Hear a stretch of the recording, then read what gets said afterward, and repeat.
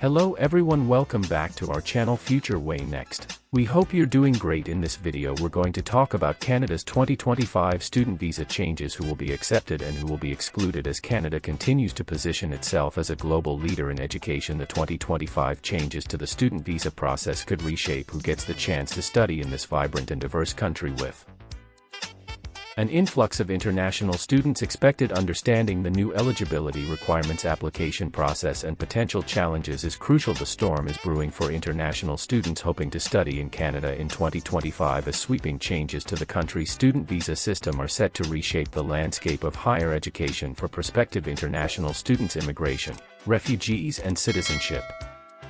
Canada has introduced a series of reforms aimed at reducing the number of study permits issued while tightening compliance rules. The result, a significantly more competitive environment for students eager to make Canada their study destination. Study permit cap and 10% reduction. Starting in February 2025, Canada will impose a cap on study permits, reducing the total number available by 10% compared to the previous year. In total, the number of study permits for the 2025 intake will be limited to 437,000, down from 485,000 in 2024. This follows a major 40% reduction in study permits earlier in 2024, with the government tightening entry for international students. The new limits are designed to manage the volume of incoming students and maintain the quality of the education system, but this will undoubtedly make it harder for many to secure a spot. New provincial attestation letter (SL) territorial attestation letter requirement. One of the most significant changes is the introduction of the provincial attestation letter and territorial attestation letter requirement. This new policy mandates that most study permit applicants submit one of these letters from the province or territory where they plan to study. This letter is intended to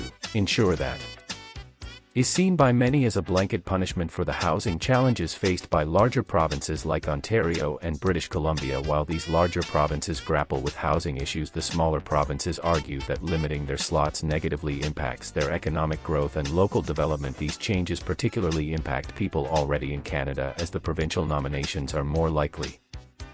The province or territory has the capacity to accommodate the incoming students and is a clear indication that the government is looking to balance educational demands across Canada. While there are a few exemptions, most students will need to secure these letters before submitting their applications. Graduate students who were previously exempt from this requirement will now be subject to the same rules as undergraduate students. This video marks a significant shift, especially for students hoping to enroll in graduate programs where the demand for study permits has traditionally been higher. Impact on graduate students and popular universities. In previous years, graduate students were not subject to the same study permit caps as undergraduate students, but this is no longer the case. Graduate students will now face the same restrictions, which are based on the number of permits issued in February 2023. This means that many students who are hoping to pursue master's or PhD programs may face challenges in gaining access to study permits, particularly at popular institutions in Ontario and Quebec. This video will have a disproportionate impact on universities in Ontario and Quebec, which host the largest number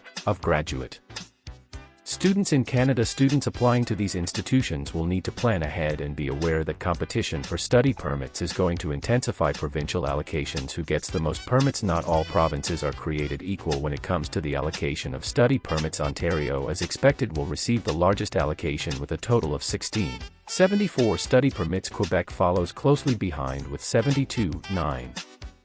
77, while British Columbia is allocated 53,589 permits, and Alberta will receive fewer than 10,000 permits each. Given this uneven distribution, students will need to carefully consider which province to apply to. Some provinces will be much harder to get into due to their limited allocation of permits. Stricter rules for designated learning institutions: the new rules for designated learning institutions will also have a significant impact on students. As of November 2024, all will be required to regularly verify students' academic status, ensure that acceptance letters are genuine, and comply with government regulations. Failure to meet these requirements could result in severe penalties, including a 1-year ban preventing the institution from admitting new students. This means that students applying to study in Canada will need to carefully verify that their chosen institution is in good standing with the government. Institutions that fail to comply with the new regulations may be unable to accept new students, which could leave applicants in a difficult situation if they do not double-check the status of their DLI. What this means for future students: for those hoping to study in Canada in 2025, these changes will make the process more Competitive than ever with fewer study permits available, stricter compliance requirements, and a new provincial allocation system, students will need to be more strategic than ever when applying to improve their chances. Students should ensure they secure their PAL/T early. Carefully they secure their PAL/T early. Carefully check their chosen province's permit allocation and verify that their DLI is in good standing with.